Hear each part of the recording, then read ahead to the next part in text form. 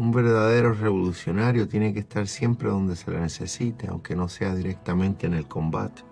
Algunas veces hay que asumir tareas como esta, de buscar alimentos, vendar heridas, cargar compañeros durante kilómetros, en fin.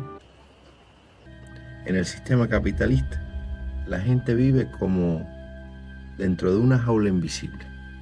Por ejemplo, allí aceptan el mito del hombre que triunfa por sus propios esfuerzos, pero no comprenden que las oportunidades de la mayoría están condicionadas por fuerzas que ellos ni siquiera pueden ver.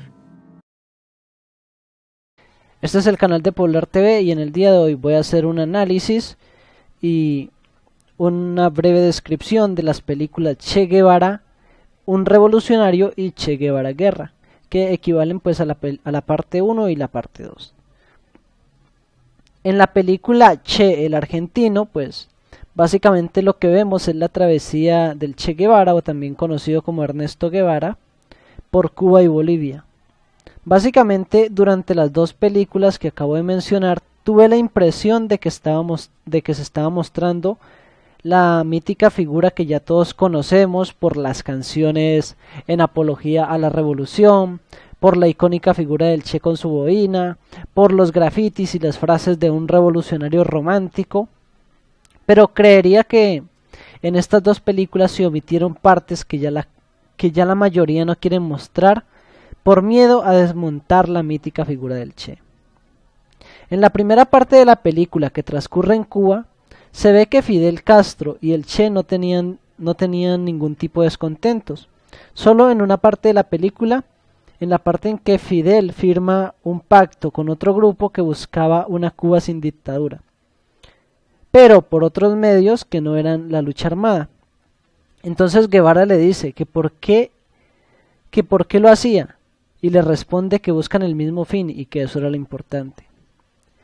En cuanto a Cuba, se muestra una Cuba con grandes problemas como la pobreza y la alfabetización. 37% de la población no sabía leer ni escribir, lo mencionan ellos en algún fragmento de la película. Se muestra a la revolución como un grupo de personas en busca de un mejor país, un país con equidad y mejores condiciones de vida. Dentro de la organización, la disciplina era muy fuerte. Un grupo de desertores violaron a una joven y se hicieron pasar por jefes del grupo. Como consecuencia, estos desertores fueron ejecutados. También, al final de la película, cuando ya ha triunfado la revolución, uno de los jefes va en un auto robado y lo obligan a devolverlo, pues dicen que no importa que el auto sea de un millonario, en la revolución no hay ladrones. Uno de los puntos que quizás más me llamó la atención fue la preocupación del Che por la educación, pues decía que un pueblo ignorante era fácil de dominar. Lo consideraba tan importante que si alguien no sabía leer y escribir, no podía entrar a las tropas. Como lo dije al principio, me dio la impresión que la primera parte de la película estaba mostrando al Che mitificado como un revolucionario romántico. En una entrevista que se le hace durante la película, dice que lo que mueve la revolución es el amor por la humanidad, la verdad y la justicia. Algunos aspectos que me hicieron reflexionar sobre esta película es: ¿sería capaz yo o alguien de dejar su país, esposa e hijos, para ir por una lucha en la que a fin de cuentas nunca fue suya? ¿Qué fue lo que hizo que un joven proveniente de una familia de un estatus social medio tomara un fusil y al estilo de Simón Bolívar recorrer Latinoamérica? Pues Guevara era graduado como médico, así que no era el típico obrero descontento que luchaba por mejoras para sí mismo. En la segunda parte de la película, en donde Guevara viaja a Bolivia, me pareció ver una imagen más humana, ya que se mostraba con los estragos de su enfermedad, con su mal carácter a ratos, y la desesperación por el miedo a que la revolución no germinara. Se lograron ver las diferencias entre los guerrilleros, pues hay un grupo que no está de acuerdo que un extranjero esté liderando el movimiento. También se ven las contradicciones del Partido Comunista, pues no apoyaban la revolución y le sugirieron a los guerrilleros que se marcharan, pues el partido no los apoyaría. En Bolivia se logra apreciar todo lo contrario a Cuba, que el romanticismo de la revolución no siempre germina, que no es simplemente un acto de rebeldía en donde la población le va a seguir.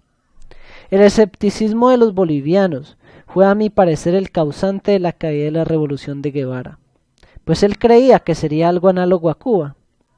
Quizás el Che olvidó que cuando llegó a Cuba Fidel Castro ya era medianamente reconocido, e incluso hasta tenía seguidores.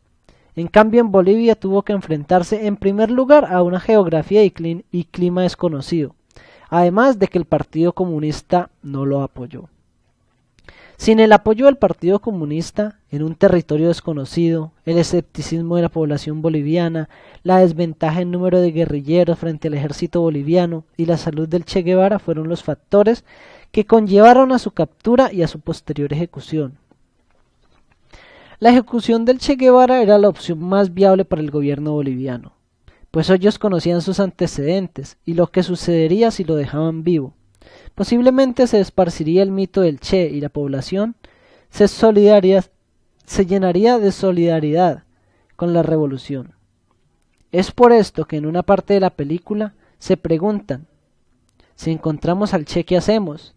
Entonces el superior responde, que no van a cometer el mismo error de Batista. Él se refiere a dejar vivo a Fidel Castro.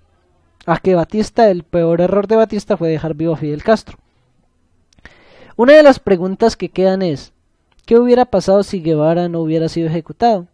Quizás hubiera continuado por toda Sudamérica liderando movimientos de revolución. ¿Veríamos o se vería el Che Guevara de la misma forma que se ve ahora? Lo veríamos como la figura mítica y casi deidad en algunos casos. Porque es claro que con su muerte se consagró su legado, como ha pasado con otros líderes, que al morir se les lleva a un altar y se asume que fueron perfectos. Es decir, que muchos de los tiranos líderes que conocemos hoy en día, en 100, 200 años, la historia los premiará y los hará ver simplemente resaltando sus proezas y sus grandezas que la historia contará. Bien amigos de YouTube, esto ha sido todo por el día de hoy. Espero que les haya gustado el video, esta reseña que hice. Y pues bueno, algunos apuntes los he sacado de Cuba, entre Marte y las montañas, la revolución permanente. Esta es una lectura muy interesante. Y pues el resto de apuntes, como lo mencioné en un comienzo, es sobre las dos películas. Una es Che, el argentino, y la otra Che, guerrilla. Eso ha sido todo por el día de hoy. Espero que les haya gustado el video y se suscriban al canal Poblar TV.